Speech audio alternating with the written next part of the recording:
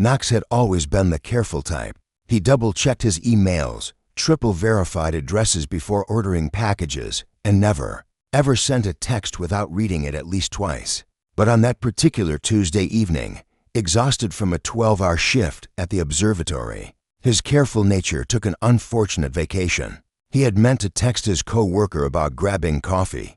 Instead, his thumbs betrayed him. Autocorrect worked its chaotic magic, and the message "come to my place" shot off to the most recent contact in his phone, Alexa. His neighbor from apartment 4B. Knox didn't even realize his mistake until he heard the knock. It wasn't a normal knock. It was too precise, too rhythmic, like someone tapping out a mathematical sequence. He shuffled to the door in his worn sweatpants, expecting perhaps a delivery he'd forgotten about. When he opened it, his brain took several seconds to process what he was seeing. Alexa stood in his doorway, but she looked different than she did in the hallways.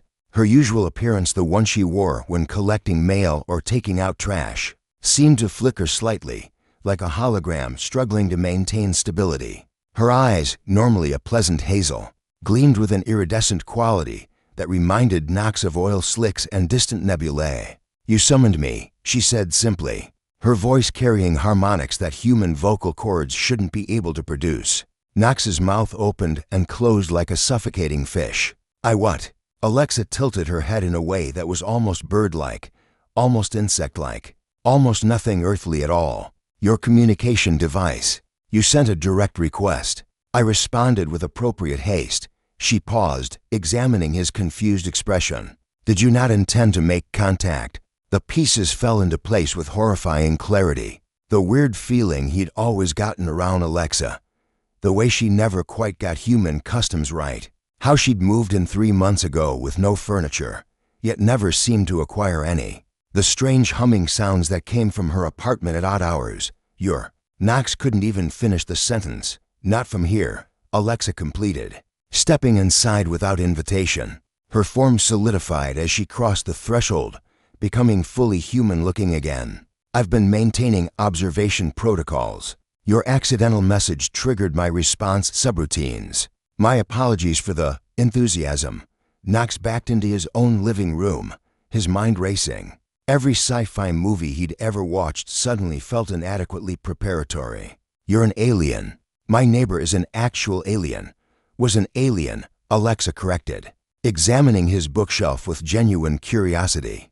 "Grammatically speaking, I remain one, though I prefer the term extraterrestrial researcher." She pulled out a worn copy of Carl Sagan's Contact. "Interesting. Your species writes fiction about meeting us while simultaneously denying we exist." "We don't all deny it," Knox protested weakly, his astrophysicist brain trying to shift from shock into scientific curiosity. "Some of us look for you.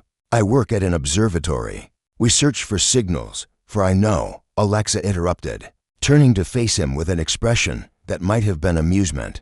"Why do you think I chose this building?" Observing an observer seemed poetic. Knox sank into his couch, his exhaustion mixing with adrenaline in a dizzying cocktail. "How long have you been studying us?" "Me personally, 47 of your years, though I've only been in this form for 6 months." She settled into his armchair with uncanny grace. "My species has been monitoring Earth for approximately 12,000 years. We're anthropologists, essentially. You're a fascinating case study in chaos theory and improbable resilience. 12,000 years?" Knox's voice cracked. "And you never made contact." Alexa's expression softened, becoming genuinely sympathetic. "Would you approach a wasp's nest to introduce yourself? Your species is beautiful and terrifying in equal measure. So much potential, so much violence. We wait, we watch. We hope you'll mature enough to join the broader community without destroying yourselves first." The bluntness stung, but Knox couldn't argue with humanity's track record. "So why reveal yourself to me?" "Because of an accidental text." Partially, Alexa leaned forward, her eyes intense. "But also because you've been kind. You held the door for me when I was learning to carry groceries properly. You never complained about my strange hours. You smiled at me in the elevator when others looked away." She paused.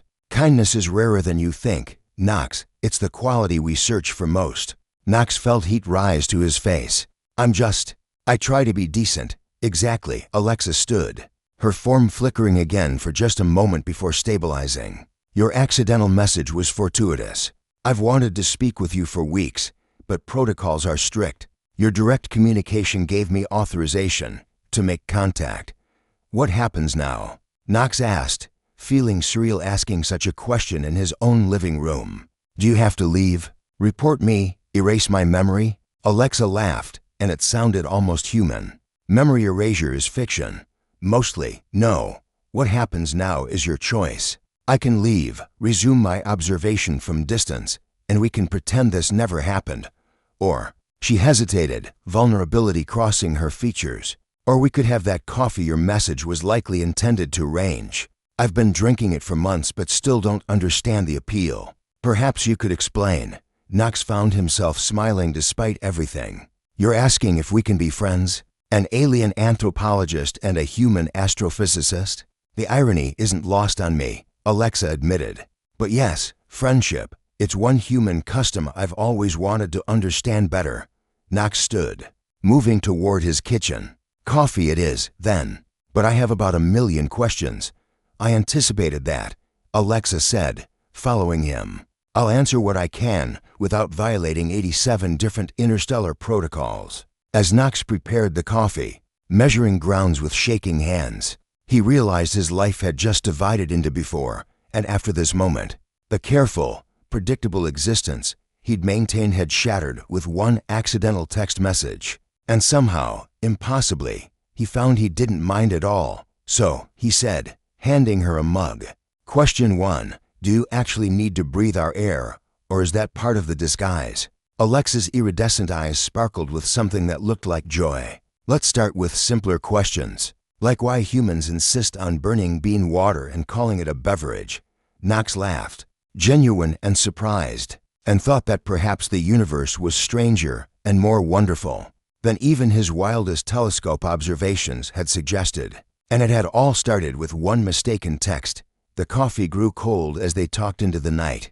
Two observers from different worlds, learning that sometimes the greatest discoveries happen not in distant galaxies, but right next door.